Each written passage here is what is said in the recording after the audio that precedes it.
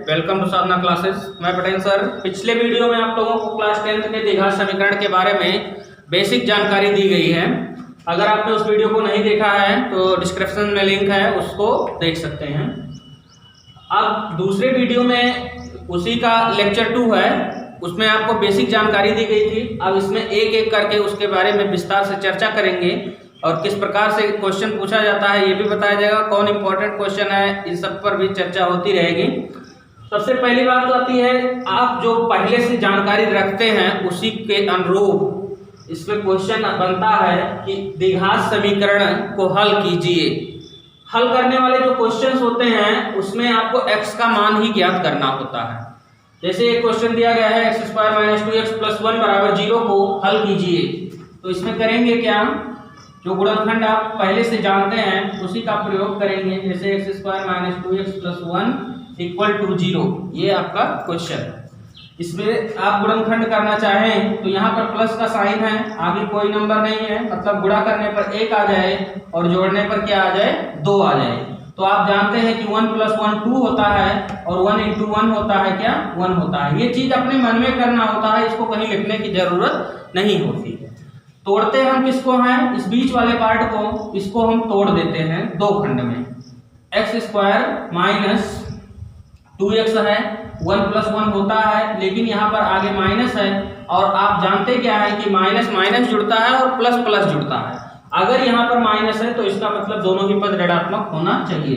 तो 1x - 1x + 1 = 0। अब आप देखिए माइनस माइनस जुड़ जाता है, मतलब 1x 2x हो जाएगा, और अगर मल्टीप्लाई करेंगे तो 1 × 1 हो जाएगा, +1 हो जाएगा। अब देखिए इसमें कॉमन क्या है, x दोनों में कॉमन दिख रहा है। x जब आप कॉमन लेंगे तो क्या बचेगा, यहाँ पर 2 पावर है, मतलब x × x है। x इसमें से कॉमन हो गया तो यहाँ क्या बचा, x बचेगा। इसमें से x निकल गया तो कौन बचा, -1 बचेगा। इसमें क्या कॉमन लिया जाए कि इसी प्रकार का कुछ फैक्टर बने, तो इसमें हम कॉमन क्या लेंगे, 1 एकदम स्पष्ट दिख रहा है, 1 कॉमन लेंगे, साथ ही साथ माइनस भी कॉमन लेंगे। माइनस इसलिए कॉमन लेंगे क्योंकि यहाँ पर प्लस का साइन है और हमने जो फैक्टर बनाया है यहाँ पर माइनस है, तो माइनस कॉमन लेने से चिन्ह परिवर्तित होता है। तो यहाँ -1 कॉमन हुआ तो ये x हो गया, और माइनस की वजह से ये चिन्ह बदल गया और 1। जहाँ पूरी संख्या कॉमन हो जाती है वहां पर 1 बचता है। अब x - 1, ये पूरा ब्रैकेट आप देख रहे होंगे कॉमन है, तो x - 1 कॉमन ले लेंगे तो बचेगा क्या, x - 1 = 0। अब दोनों को अलग अलग 0 करेंगे। क्यों 0 करेंगे, जब दो व्यंजकों का गुणनफल 0 के से तुलनात्मक लिखा होगा या कंपैरिजन किया गया होगा, तो उस स्थिति में 0 तभी हो सकता है जब दो व्यंजकों में से कोई एक व्यंजक 0 हो। जैसे आपको संख्या के माध्यम से बता दें, जैसे आप 2 और 3 का गुणा करते हैं तो गुणनफल क्या प्राप्त हो रहा है, 6 हो रहा है। ऐसे ही यहाँ पर गुणा कर रहे हैं दोनों का, तो बराबर 0 लिखा गया। इसका मतलब यह हुआ कि ये दोनों का गुणनफल 0 होना जरूरी है। तो अब 0 कब हो सकता है, किसी भी व्यंजक में जब 2 पद हों तो उनमें से जब कोई एक 0 होगा तभी उसका गुणनफल 0 प्राप्त हो सकता है। जैसे कि ये सामने आपके है, यहाँ पर अगर हमने 0 लिखा तो गुणनफल श्योर है कि 0 आएगा। यहाँ पर अगर 0 लिख दिया तब भी गुणनफल 0 आएगा। अन्यथा की स्थिति में आप चाहे जितनी बार गुणा करते जाइए, 0 जब तक उसमें से कोई एक नहीं होगा तब तक वह 0 नहीं हो सकता है। तो इसीलिए कहा जाता है मैथ में कि जब दो व्यंजकों का गुणनफल 0 के बराबर है तो उनमें से कोई एक व्यंजक 0 अवश्य होगा या 0 अवश्य होगा। इसीलिए हम इसका 0 से तुलना करते हैं और लिखते हैं क्या, यदि x - 1 = 0 x = 1 हो जाएगा, क्योंकि -1 का पक्षांतर +1 होता है, और जब प्लस रहता है तो उसको लिखते नहीं हैं, वो हमेशा होता है। दूसरा 0 करें तो यदि x - 1 = 0 x = 1। लेकिन करते क्या है कि जब दोनों व्यंजक समान होते हैं तो दोनों को अलग अलग 0 नहीं करेंगे, एक को हम 0 करेंगे और उसी के माध्यम से हम दोनों को प्रदर्शित कर देते हैं। तो यहाँ क्या आ गया, x का मान आ गया क्या, 2 मान प्राप्त हुआ, x का 1 और 1, यही आपका आंसर हो जाएगा। ठीक है, कोई जरूरी नहीं है कि इसी तरह के कंडीशन बने कि दोनों समान ही आए, भिन्न भिन्न भी हो सकते हैं। चलिए कुछ और एग्जांपल देखते हैं इसी तरीके का।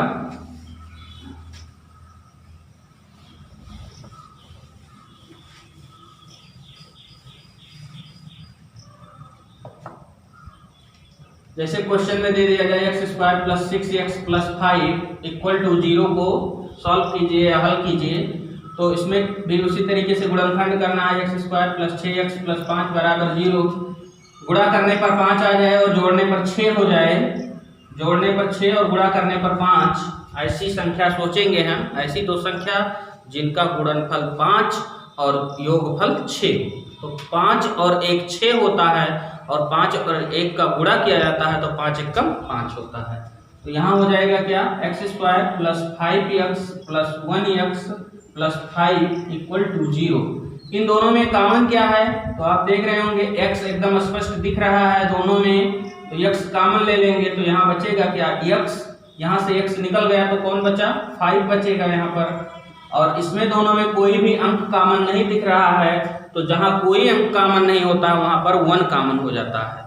तो यहाँ हो गया एक कॉमन। तो जब एक कॉमन लिया जाता है तो कोई भी प्रभाव नहीं पड़ता है, सेम रहता है। तो यहाँ बचेगा क्या, x, और यहाँ पर 1 पंचे 5, 5 हो जाएगा बराबर 0। अब x प्लस 5 ये पूरा ब्रैकेट कॉमन हो जाएगा और यहाँ फिर क्या बचेगा, x और यहाँ प्लस 1, मतलब x प्लस 1 इक्वल टू 0। अभी आपको क्या बताए थे कि दो व्यंजकों का गुणनफल तभी शून्य हो सकता है जब उनमें से किसी एक का मान 0 हो। तो दोनों में से बारी बारी 0 करेंगे। अब हमें ये तो नहीं पता है कि ये 0 है या ये 0 है, इसीलिए दोनों को 0 करते हैं। तो यदि x प्लस 5 इक्वल है 0 के, तो x इक्वल हो जाएगा किसके, प्लस 5 का पक्षांतर -5, मतलब -5 के इक्वल हो जाएगा। दूसरा हो गया if x plus 1 equal to 0 then x equal to, अब ये प्लस है तो पक्षांतर माइनस, दूसरा आपका मान आ गया x इक्वल टू -1। इस प्रकार से समीकरण को हल किया जाता है। अगला क्वेश्चन जो है 9x square plus 6x plus k equal to 0 का एक मूल -1/3 है, तो दूसरा मूल ज्ञात कीजिए। ये क्वेश्चन 2015, 16 और उसके पहले भी एक बार आया था 13 में, तो 3 बार पूछा गया है। लेकिन इस समय जो क्वेश्चन पूछे जा रहे हैं उसमें जब इस टाइप का क्वेश्चन अभी फिलहाल जो एनसीईआरटी पैटर्न आया 2 वर्षों में नहीं आया है, लेकिन पैटर्न पर जब क्वेश्चन है तो आगामी परीक्षाओं में पूछा जा सकता है। तो इसमें क्या है कि 9x square plus 6x plus k equal to 0 है, एक मूल भी दे दिया गया है, दूसरा मूल हमें ज्ञात कर लेना है। किस तरीके से ज्ञात करते हैं इसमें देखते हैं। 9x square plus 6x plus k equal है किसके, 0 के इक्वल है। एक मूल जो हमें दिया गया है उसी का मान हम इस समीकरण में प्रतिस्थापित कर देंगे तो ऑटोमेटिक हमें k का मान मिल जाएगा। ओह, इस टाइप का नहीं, इसमें k का मान ज्ञात करना रहेगा। का एक मूल इतना है तो k का मान ज्ञात कीजिए। यह क्वेश्चन था। 9x square plus 6x plus k equal to 0 है, एक मूल दिया गया है कितना, -3। तो यहाँ लिखेंगे चूंकि एक मूल x इक्वल टू -1/3 है, इसलिए यहाँ मान आप रख दीजिए। तो 9 इंटू जहाँ जहाँ पे x है वहाँ पर क्या लिखेंगे, -1/3 लिखेंगे। तो -1/3 का square plus 6 into -1/3 plus k equal to 0। अब इसमें -1 का स्क्वायर करेंगे तो 1 हो जाएगा, क्योंकि 1 गुणे 1 1 ही होता है, माइनस माइनस प्लस हो जाता है। 3 3 का 9 हो जाएगा और इस 6 का मल्टीप्लाई 1 में प्लस माइनस माइनस हो जाएगा, 6 कम 6/3 प्लस k इक्वल टू 0। अब आप देख क्या रहे हैं कि 9 और 9 कैंसिल हो जाएगा, 3 दूनी 6 ये भी कैंसिल हो गया, तो बचेगा क्या, 1 -2 प्लस k इक्वल टू 0। अब ये माइनस में है प्लस में है तो जाहिर सी बात है घटेगा, क्योंकि विपरीत चिन्ह है। तो k -1 इक्वल टू 0, यानी कि k इक्वल टू क्या आ जाएगा, 1 आ जाएगा। तो यही हमारा आंसर हो जाएगा। ये क्वेश्चन 2 नंबर में पूछा गया था 3 बार। अगला क्वेश्चन है 2x² plus px minus 4 equal to 0 का एक मूल 2 है तो p का मान ज्ञात कीजिए। ये 2 बार पूछा जा चुका है 2008 और 2009 में। इसमें भी उसी तरीके से सॉल्व करेंगे पिछले ही तरीके से, जैसे 2x² plus px minus 4 equal to 0, एक मूल कितना है 2 है या x इक्वल टू 2 है तो 2 इंटू 2 का square plus p into 2 minus 4 equal to 0। 2 का स्क्वायर आप जानते हैं कितना होता है, 2 दूनी 4 हो जाएगा और प्लस p का और 2 का मल्टीप्लाई करेंगे तो ये हो जाएगा 2p माइनस 4 इक्वल टू 0। 4 और 2 का गुणा कर देंगे 8 plus 2p minus 4 equal to 0। ये हो गया 2p, 4 में से 8 माइनस करेंगे तो प्लस 4 इक्वल टू 0, यानी कि 2p इक्वल टू माइनस 4, तो p इक्वल टू माइनस 4/2, यानी कि p equal to 2 to 4 minus 2 आ जाएगा। इस तरीके से p का मान आ गया। अगला क्वेश्चन जो है x² minus a plus B into X plus A B equal to 0 को हल कीजिए। 2012 में पूछा गया क्वेश्चन है x² minus a plus B into X plus A B equal to 0 को हल कीजिए। इसमें करते कैसे हैं, गुणनखंड ये ऑलरेडी बना हुआ है। जो हम लोग सोचते थे कि गुणा करने पर इतना प्राप्त हो गुणनफल और बीच वाली संख्या जोड़ने या घटाने पर आ जाए, उस रूप में ये ऑलरेडी बना ही हुआ है, उसको हमें नहीं बनाना है। अब इसमें हम करेंगे क्या, सबसे पहले इसमें गुणा कर देंगे क्योंकि ये फैक्टर के रूप में लिखा है और जब हमसे ये कह रहा है हल कीजिए तो हम स्वयं इसका फैक्टर बनाएंगे अपने तरीके से। और ये जो फैक्टर इन्होंने बनाया है ये बीच में फैक्टर बना हुआ है और कभी भी गुणनखंड किया जाता है तो एक साइड से स्टार्ट करते हैं, चाहे आप दाहिनी तरफ से फैक्टर बनाना स्टार्ट करिए या बाईं तरफ से फैक्टर बनाना स्टार्ट करिए। तो ये हो गया x², x का गुणनफल a के साथ ax minus plus minus x का गुणा b में bx plus ab equal to 0। x² को नोट किया गया, x का गुणा a में हुआ ax, x का गुणा b में हुआ bx, चूंकि यहाँ माइनस था तो माइनस प्लस मिलके माइनस हो गया और ab। इन दोनों में x कॉमन दिख रहा है तो x कॉमन ले लेंगे, तो यहाँ x पर 2 पावर है, 1 पावर बचेगा, इसमें से x कॉमन हो गया तो यहाँ a बचा। इन दोनों में माइनस b कॉमन ले लेंगे, माइनस इसलिए कॉमन ले रहे हैं क्योंकि यहाँ पर ऋणात्मक फैक्टर बना हुआ है तो ऋणात्मक फैक्टर यहाँ भी बनना चाहिए। तो b माइनस b जब कॉमन होगा तो चिन्ह बदलेगा और यहाँ बचेगा क्या, x बचेगा। इसमें से b कॉमन हो गया तो बचा क्या, a, क्योंकि माइनस भी कॉमन हुआ था इसलिए यहाँ पर प्लस की जगह पर माइनस हुआ, बराबर 0।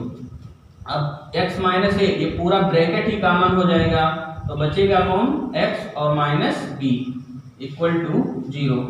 If x minus a equal to 0 then x equal to a, if x minus b equal to 0 then x equal to b। क्यों, क्योंकि माइनस का पक्षांतर प्लस होता है, ठीक है। तो इस प्रकार से आपको दोनों मान क्या मिले, a, b, यही हो गया आपका आंसर। अच्छा एक चीज और बता दें आपको, क्या कि इस तरीके के क्वेश्चन को सॉल्व करिए जब, तो जितने मान प्राप्त हो उनको सबको ऐसे ब्रैकेट में क्लोज कर दीजिए। इससे क्या होता है कि मार्किंग में आसानी होती है और आपको पूरा नंबर प्राप्त करने का अवसर मिल सकता है। और लास्ट में जो लिखेंगे आप लिखेंगे अतः x का मान या x का हल या समीकरण का हल एक a, b है, इसको आप लिखेंगे आंसर। और ये हाईलाइटेड पेन से होना चाहिए, मतलब अलग कलर से होना चाहिए। जैसे आप इतना अगर ब्लू से लिखे तो उसको ब्लैक से लिखिए, ये तरीका आपका। इसके बाद क्वेश्चन नंबर 5 देखते हैं। क्वेश्चन नंबर 5 जो हमारा है x² plus x minus 10 equal to 0 को हल कीजिए। अभी तक तो बहुत आसानी से आप गुणनखंड के माध्यम से हल कर रहे थे, जो भी क्वेश्चन आया एक मूल दिया था उसका मान रख करके आपने ज्ञात कर लिया। अब लेवल धीरे धीरे बढ़ता जा रहा है। इसमें क्या कह रहा है, x² plus x minus 10 equal to 0 को हल कीजिए। लेकिन समस्या हमें क्या प्राप्त कहाँ हो रही है, समस्या ये हो रहा है कि ये जो गुणनखंड है बन ही नहीं रहा है। ऐसी कोई संख्या है आपके दिमाग में कि गुणा करें तो 10 हो जाए और घटाएं तो 1 आ जाए? गुणा करें तो 10 आ जाए और जोड़ें तो 1 हो जाए। तो आप भी सोच रहे होंगे कैसे करें। तो इसमें अगर हम सोचें 5 और 2, 5 में से 2 घटेगा तो 3 आएगा, हमें चाहिए क्या? 1।